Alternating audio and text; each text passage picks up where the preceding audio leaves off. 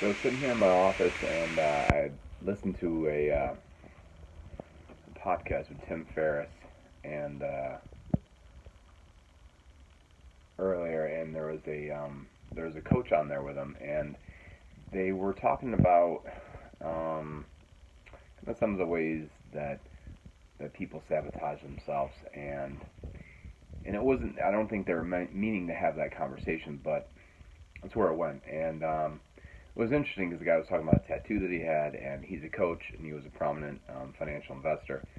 And I don't want to make it about him, so that's why I'm not going to mention his name.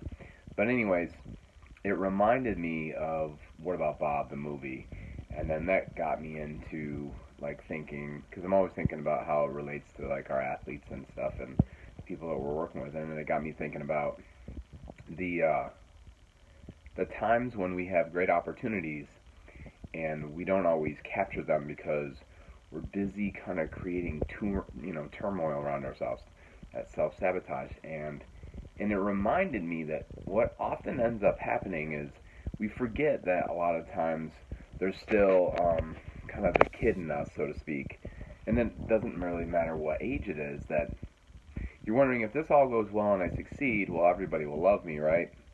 And so then sometimes people start wondering, like, and they don't even really think about this. I think it's almost like on a subconscious level. But what happens is they end up, kind of pushing people away in a weird way. And then this is how it plays out. And what happens is they won't do what they need to be doing. They're not working at the highest level that they could be because they're not daring greatly. They're worried about getting out there and getting busted up, like Teddy Roosevelt says, to be in the arena, and you're going to get bloodied and scarred. And Brene Brown talks about this all the time in her vulnerability talks. And they're worried that if they put themselves out there, they dare greatly, and they fail, that everybody will be gone. They'll lose the love and the respect and the attention of so many. So what's an easy way to kind of fight against that, to battle against that, to prepare against that, to test against that? Because that's what a lot of kids do. They test things. They test their boundaries. They test their parents. They test situations to see what they can. We call it getting away with something, but it's to see what works and what doesn't work, and to see what's going to be optimal for them. And so that's what they do, and that's what we all kind of do in a way. So they're testing, and the interesting thing is they'll sabotage themselves and create like a lot of these mini failures to see who's still going to be sticking around, who's still going to love them if they're not the hero, if they're not the that hometown hero, if they're not that person who's winning it all. It's like, do you love me for me kind of a thing. And I'm sure a lot of people be like, oh, that's not me, that's not me. Okay, but then like take a look at some times that you didn't hit the mark. What was going on there? What did you have? I can just tell you, from me personally in my life, I've seen that happen several different times, and I've seen that happen thousands of times with our clients. And it's because they're not addressing that issue of what's like, getting them to step forward. Also, what's getting them to kind of like dodge things as it comes by, and then what's getting them to not take action, and what's going on there. So like unpacking that's a big deal. And I know this kind of has been all over the place with the conversation, but like the point was, what is it that you're fearful of, and what is it that you're hopeful of? And if you accomplish what you want to, what will you gain? And if you don't, what do you stand to lose? And often, the only thing that people really stand to lose in their mind is the love or affection or attention or attraction of another. And so what they start doing is they start like mini sabotaging themselves and then trying to find other ways that are easier, more manageable, to still gain the attention of people. So they kind of almost push people away to see who's really their true friends, their true fans, and then they'll start doing these other things on the side. This happens all the time. I see it consistently.